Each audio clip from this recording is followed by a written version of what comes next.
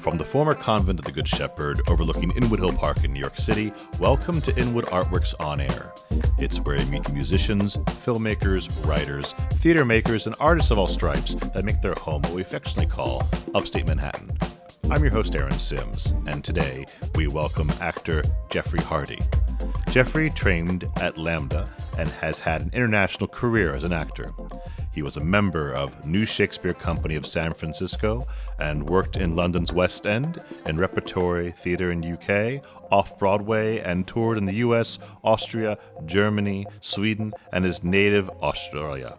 With Dame Judi Dench, he was a founding director of the Royal Theatre Company, Donald Sinden's production of The Importance of Being Earnest with Wendy Hiller, Brian Forbes' production of The Living Room with Michael Dennison and Dulcie Gray, Tim Luscombe's production of Noel Coward's Semimonde with Judi Dench, and Tim Luscombe's production of the Browning version and Harlequinade with Paul Eddington and Dorothy Tootin.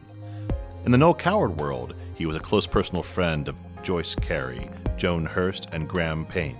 He has taught Shakespeare for the actor in London, Australia, and New York, and is adjunct professor at the New York Institute of Technology. He currently lives in New York and is working as a barrister and an attorney at law.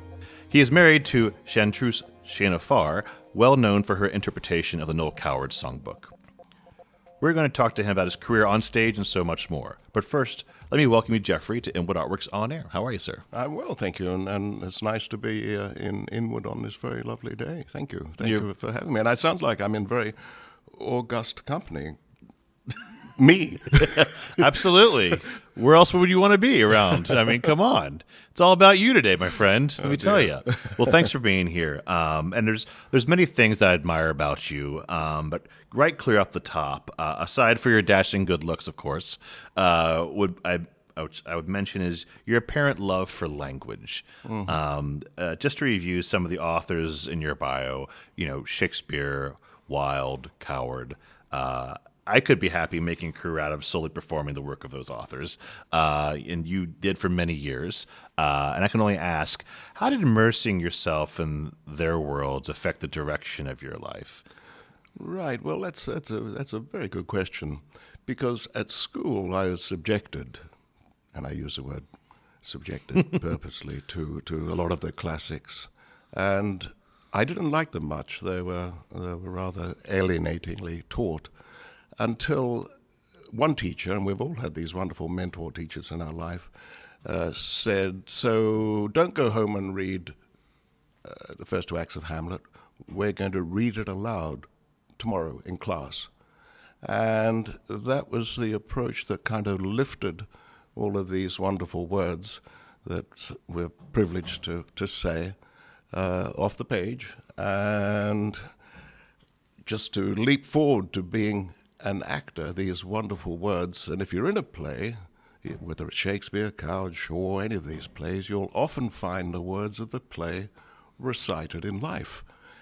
So it's Hamlet, really, holding the mirror up to nature. So those words spring into your life and take on a whole meaning of their own if you're introduced to them well, or if you discover them in some way through your own efforts. A good teacher, of course, is the best place. Or doesn't have to be active teaching. It can be going to see a wonderful production of Nicholas Nickleby or Hamlet with an illuminating cast. That's sort of the best education and the best way to get passionate and involved in that language and those ideas and the universality of it and the esoterica of it and the beauty. So you started from the formal education aspect, because sometimes people see a Nicholas Nickleby or and then they're caught in a production and go, I want to do that. But you actually started with the words and started with hearing the language. Yeah, initially. But of course, in fact, I had never, Nicholas Nickleby, I had not seen it. I had not read it until I saw it, and then, of course, I went back to it. But in fact, I went to the very first night of that in London. Roger Reed's product, right? Yes, the Royal Shakespeare Company did it, and it had been a talked-about production, and it was hugely longer then than it ended up being, but I think we went in at 7 on the first night and came out at 12:45. And that sounds like torture.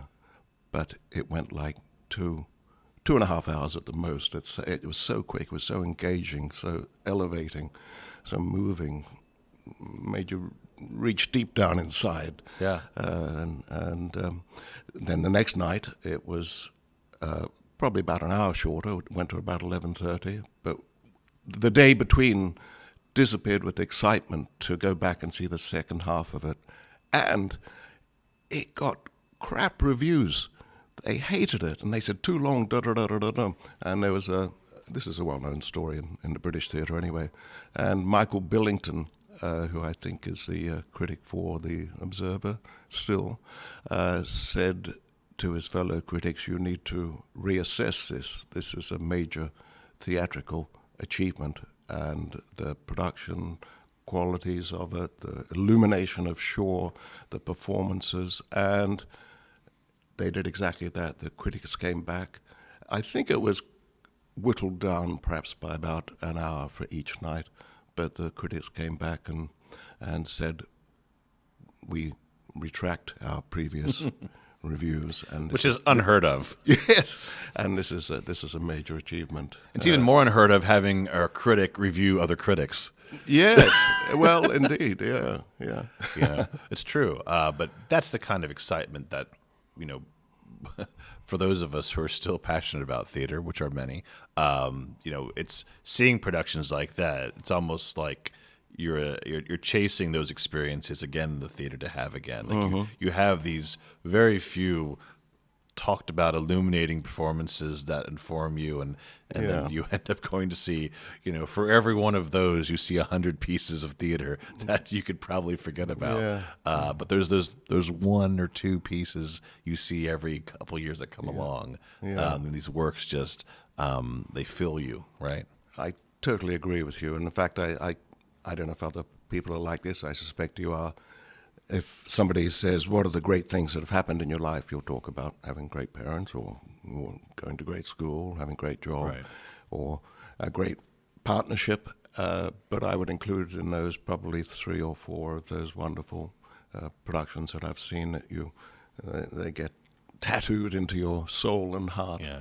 And you have them forever. Yeah. Similar with some films are the same, but Sure. of course the excitement of seeing something live is very special. Yeah. How about as an actor? Can you? I rattled off a few of your credits.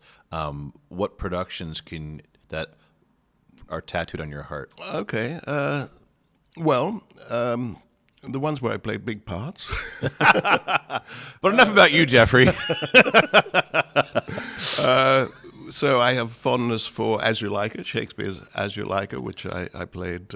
I played when I was a very young man in it for the New Shakespeare Company in San Francisco, and I think I was one of the rustics in it and one of the Forest of Arden folk. But I did play Orlando, which is a good part for me. It's a good part. Very thankless role, but a good part. It is, yes. I did play that at the Belgrade Theatre in Coventry in a rather interesting and pretty distinguished production. So that's certainly one that I have a fondness for. But very often it's the company you keep. So you mentioned I did a tour produced in London and first off with Paul Eddington and Dorothy Tewton, who probably aren't known in this Not country. in the States very well, unless I would say our parents' generation would know them more than our generation. Right. More. Well, Paul would be best known in this country for playing in Yes, Prime Minister.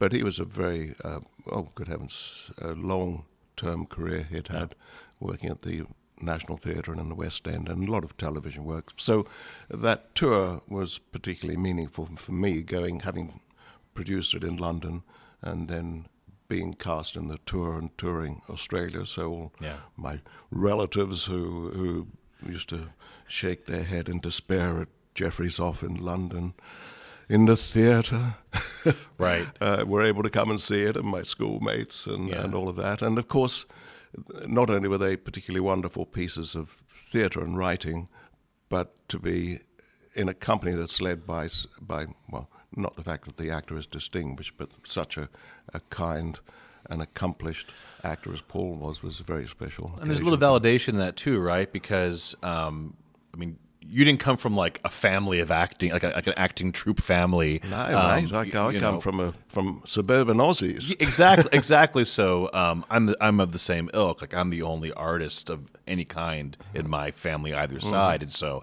you're going to do what? And so to come back and to show, say, perhaps the quality, we'll say, of there's a bit of validation, I think, with that, of being able to come in with a production like that and saying, see, I wasn't crazy after all these years. Well, I'm still crazy, just not the kind of crazy you thought I was, right? Yeah, exactly. Gotcha. Yeah, but validation is important. I think when you're a young actor, and it's probably changed somewhat now, because I think so many people think it is a quick route to a fortune and fame and that sort of thing, and of course the reverse is absolutely the truth, that it's a quick route to poverty and that should be the title of your autobiography, A Quick Route to Poverty, Jeffrey Hardy's story. But as you progress through your career, even I didn't start out that way, but even if you do, I think your wisdom makes you realize that you're well, it sounds corny, serving literature, serving the arts, and illuminating storytelling and improving people's lives and lots and giving them perspective. Yeah. Well, speaking of storytelling, you're also very involved in the Noel Coward Society, correct? Yes. Yes, I am.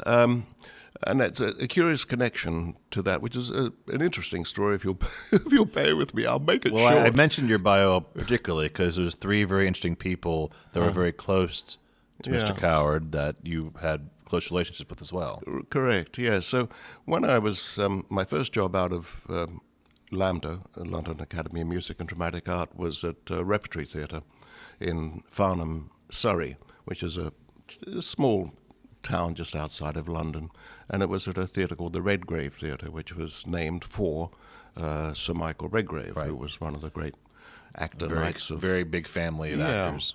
And I was in a production of Alan Bennett's 40 Years On, and I've been in a few productions there. So these were rather unique days. These days are gone. Repertory theatres don't really exist in the UK anymore.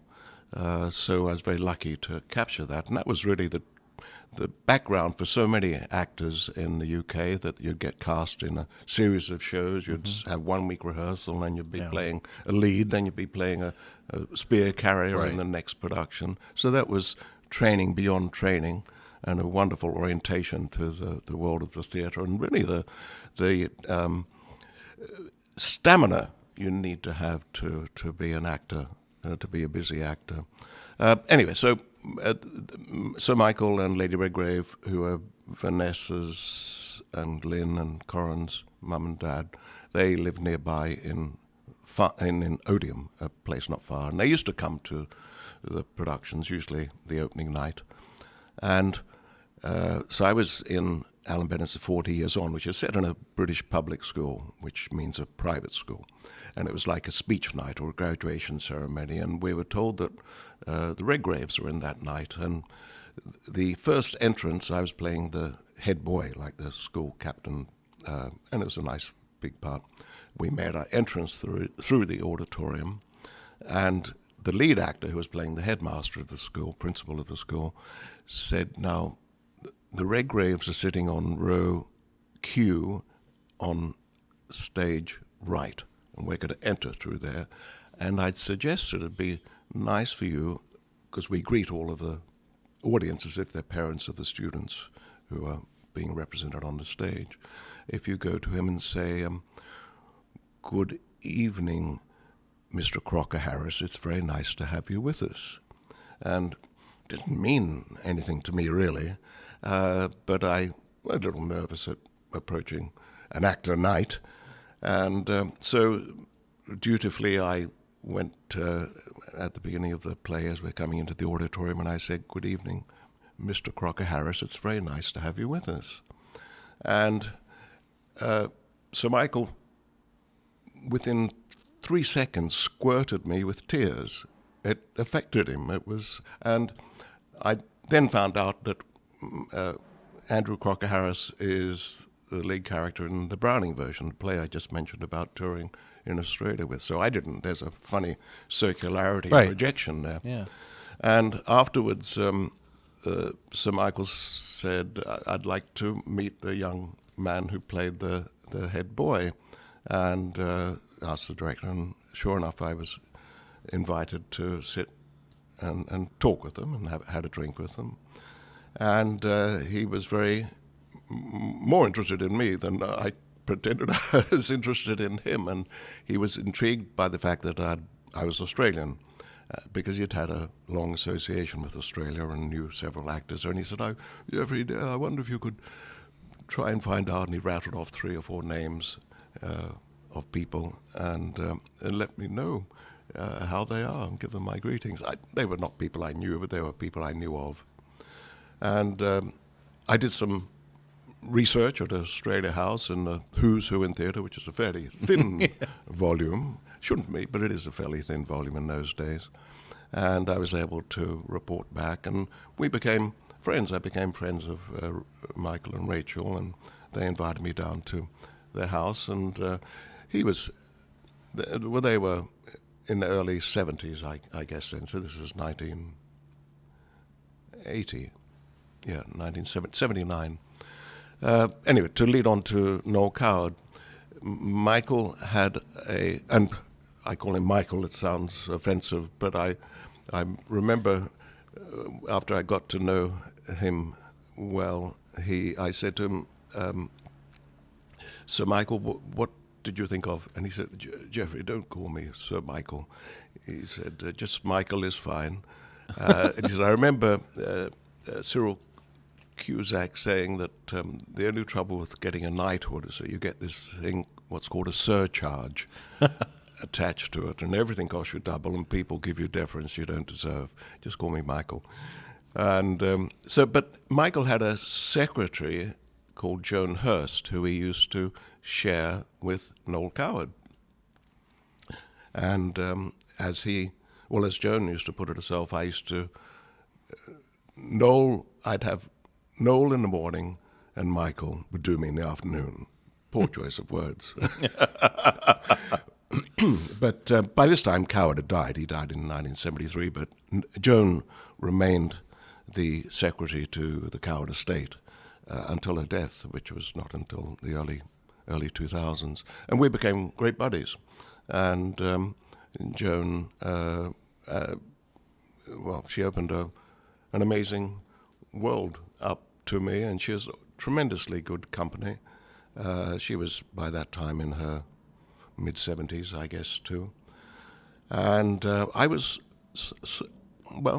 unofficially a spy for the Noel Coward estate, because I was delegated to go off and see productions, and not only see productions as when they're out of town, and give my view on whether they were suitable to come into town, or if they were well done, or who to watch as a director or actors, but also to see if there are any rogue productions that weren't authorized in terms of copyright being and royalties being paid. So through that, I kind of was lucky enough to move into this kind of charming world, and got to know Joyce Carey, Judy Campbell, these people who were Coward's leading ladies, and ultimately got to know Graham Payne, who was Coward's life partner and heir to his estate. And I was fortunate enough to be invited out to the house and stay in the house in Switzerland on a couple of occasions. Wow.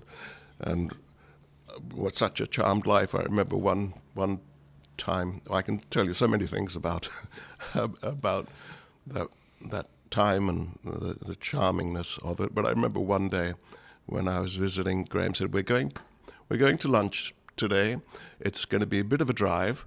And Graham was most straightforward, humble, kind, not in any way a grand man. South African originally, and was one of Coward's juvenile leads. And he says, "So we're going to Audrey's today for lunch." I said, "Okay, we're going to Audrey's now." iron a shirt. And anyway, we drove off, and became apparent it was Audrey Hepburn's house Oh my gosh. we were going to, which was a couple of hours, almost a couple of hours drive away. And so there I was, all of what would I have been, 33, I guess then, going to meet and visit Audrey Hepburn, and astounding for me. We kind of became friends, and people say to me, "Tell me about her." And I think people, when you are fortunate enough to meet charismatic, wonderful, perhaps celebrated people always expect you to be able to tell snappy anecdotes about them or memorable things that they said, and that's very often not the case. Audrey was most elegant. She was, this was 1988. She was soon to become the Amnesty ambassador, and then unfortunately she died in, I think, 1993, so I met her and got to know her a bit towards the end of her life. And I can't tell you anything anecdotally wonderful or catchy that she said, but other than that, she was most wonderful and kind, elegant, warm person. So the Coward world was a rather interesting time for me. I remain involved, have kept that connection, and of course a lot of that world then, and there are not many people left. I didn't ever meet Coward, but there are not many people who actually met Coward left. And it's strange too, just bringing it back towards generational. I mean, here we are. It's now, the clock has struck 2023, and you're talking about the 1980s. Yeah. I mean, to me and you, and to many of our listeners here, it seems like it was just yesterday. But you do the math; it's a generation or two ago, and you're not seeing Noel Coward in America produced very often, unless it's probably at a larger regional theater or a very low community theater, someone doing private lives perhaps, or maybe Blythe Spirit. You're not going to get Hay Fever. You're not going to get a lot of all the beautiful one-acts he wrote, or 10-minute plays, they call them these days, I think. The past 20, 30 years got 10-minute plays. You don't have, you don't see the Vortex. You don't see a lot of the ones that kind of put him on the map, and you rarely hear about any of the the musical productions he was a part of.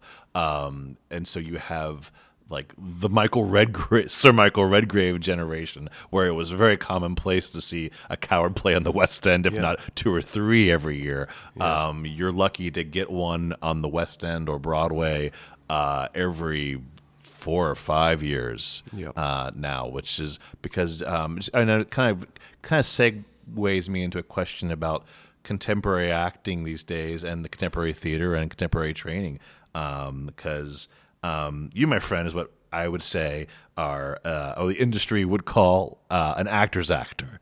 Very well regarded within the industry. You're even saying yourself, you're being deputized to go, suss out other productions, and so there's a quality and mirth to be able to do that. But what is your take on today's contemporary theater, and do you feel today's actors are built on to take on such roles? Yeah, interesting. I'll just go back to something I said to Redgrave. So this would have been late 70s, perhaps early 80s, and I remember saying to him, and it was kind of a gauche question, really. I said to him, "So your circle, which was Olivier Gielgud, Vivian Leigh, Peggy Ashcroft, Ralph Richardson,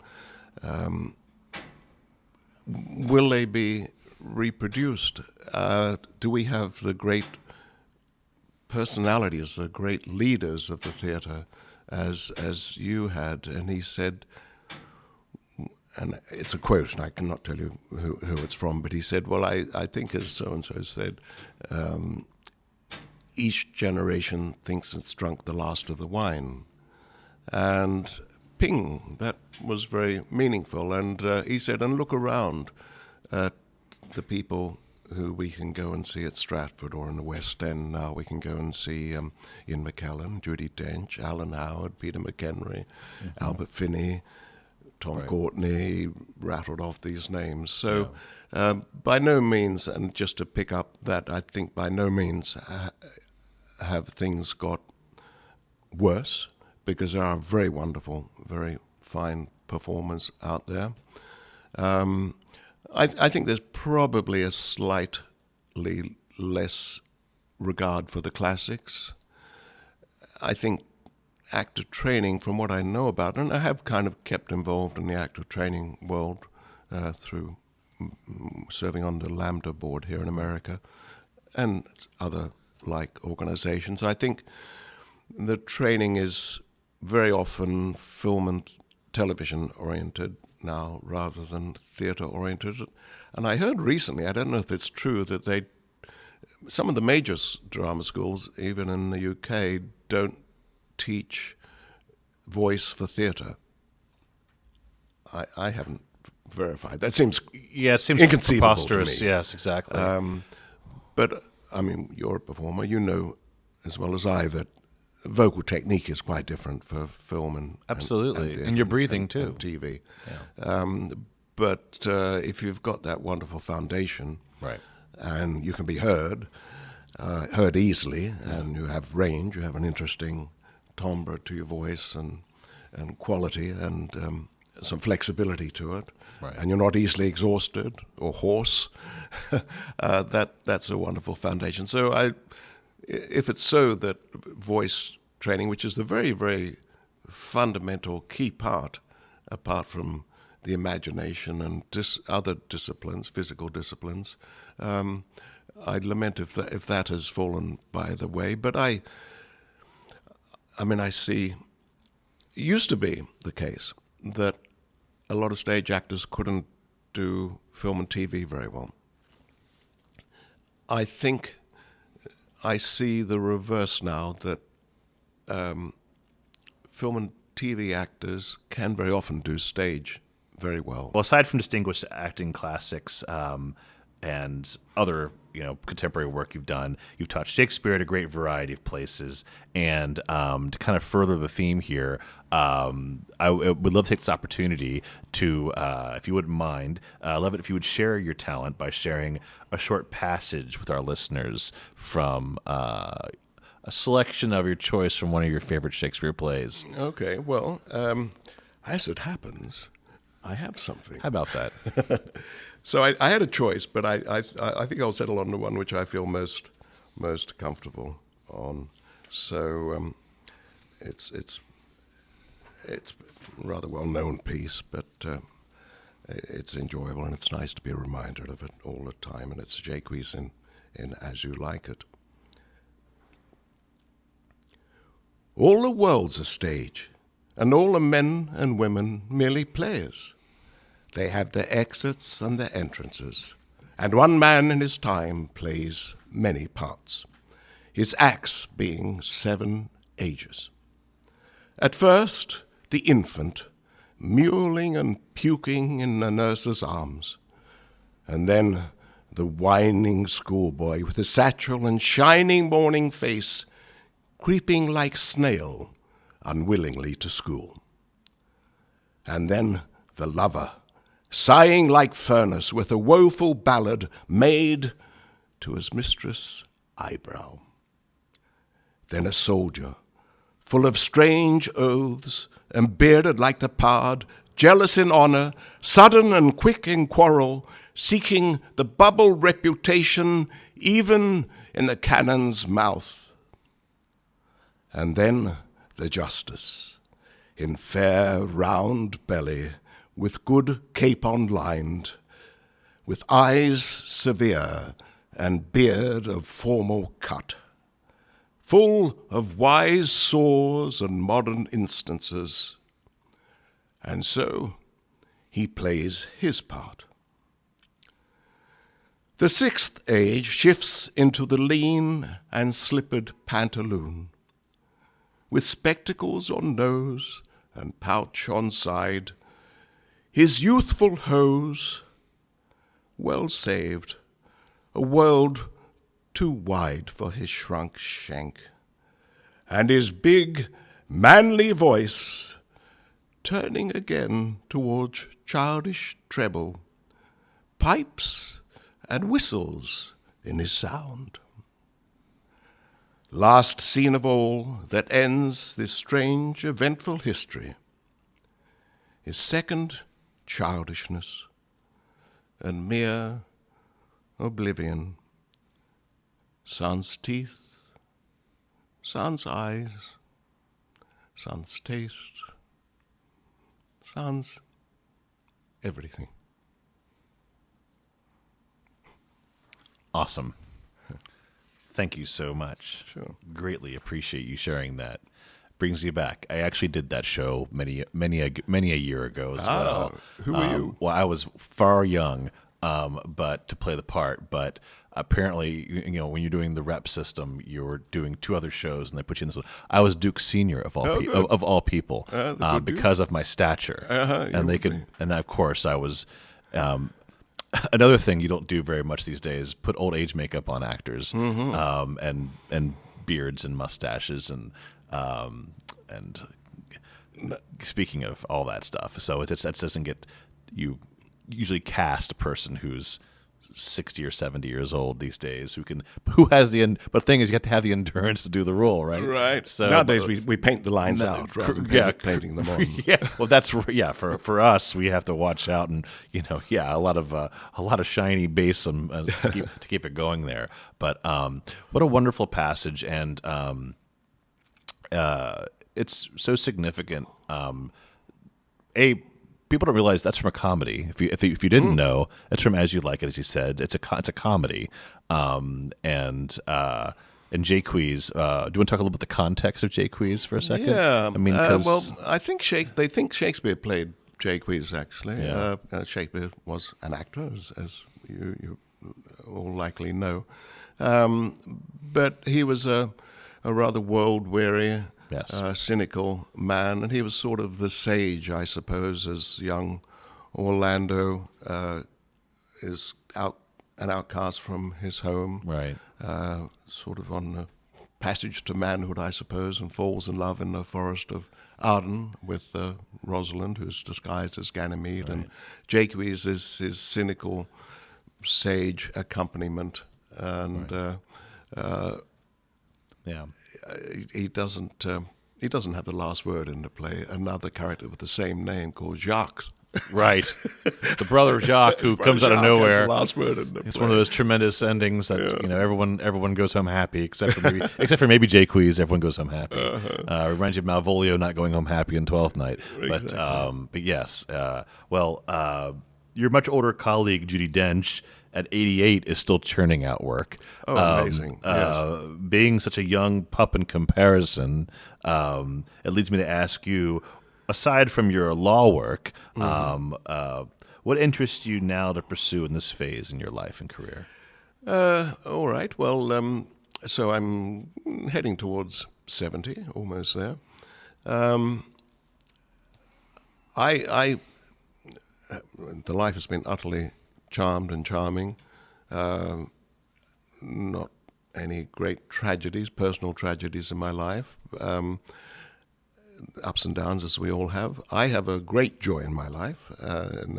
My wife is a wonderful performer and singer herself. I take enormous pleasure in her success and hearing her and seeing her navigate the performing world.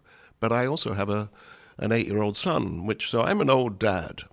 I'm always mistaken for his grandfather when I drop him off somewhere, and it doesn't offend me at all. But I became a dad again. I have a daughter who's 32. I became a dad again at 60, and I cannot tell you the great joy I can feel at any minute of the day when I think about that and his achievement and his clarity of vision of the world, and his talent too. He has some talent. I don't think he wants to be an actor, which is rather gratifying. He did have his debut, stage debut, recently playing Tiny Tim in A Christmas Carol, and he sang rather beautifully, Silent Night. And Tiny Tim has only 2 lines, and the line is the same for each of them. It's and may God bless each and every one of us, or something like that. And I said, they occur one at the end of the play and one halfway through. And I said, Dawson, so they're different contexts, and you need to just think about that they would be said differently. So the first one is to the Cratchit family, God bless each and every one of us. But the last one is to the world at large, and finishes the play, and it's got to be different. And sure enough, he remembered that line reading. I gave him a line reading, sorry. But he invented the last one himself, which is, and God bless each and every one of us. Quite different, the Quite world different. at large. So he might have the genes, but maybe he won't pursue it. But well, I can tell you, it happens to everyone. It becomes a time of reflection, and it certainly is the last few years for me. And I've lived in first world countries, if that's not an offensive expression, in Australia, the UK, and Europe, and here, for long periods of time in each of them. And that what a privilege that is to have that, and such a broad spectrum of experience in each of those places. So time for reflection and true appreciation of the encounters that I've had, the experiences I've had. They've not all been easy, of course. It's easy to see the greatest hits as what one's life is, but there have been hard times, uncertain, insecure times. For basically a shy person, I'm quite a shy person, but have certainly been invited into an interesting world and happily accepted that invitation. So they're the joys. I'm not going to become a soccer star. I'm not going to become a rock star anymore. I know that. I probably won't win an Oscar or a Tony or an Emmy. Who knows? Yeah, there's still time. But how rich it's been to think back, and the privilege and the glimpse of the world of really great achievers and people who have left their mark.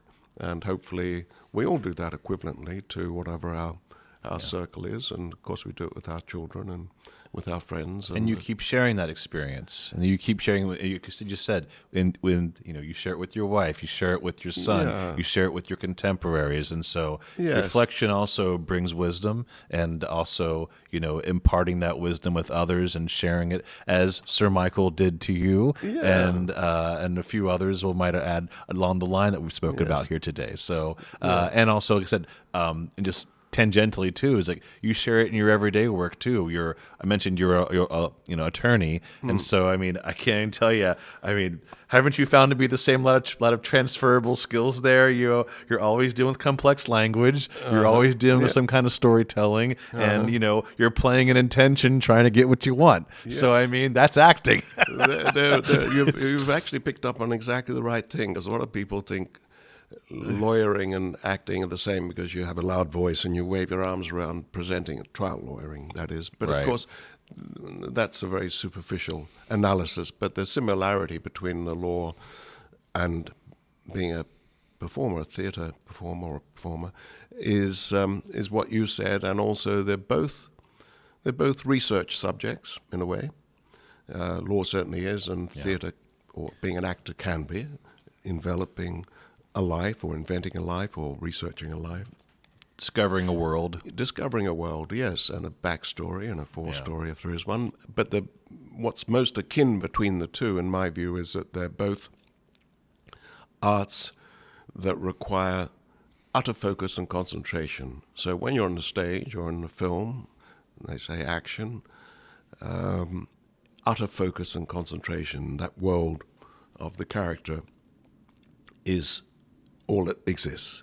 And similarly, if you're doing a case, a law case as a trial lawyer, the world of that case that you're fighting for is all that exists.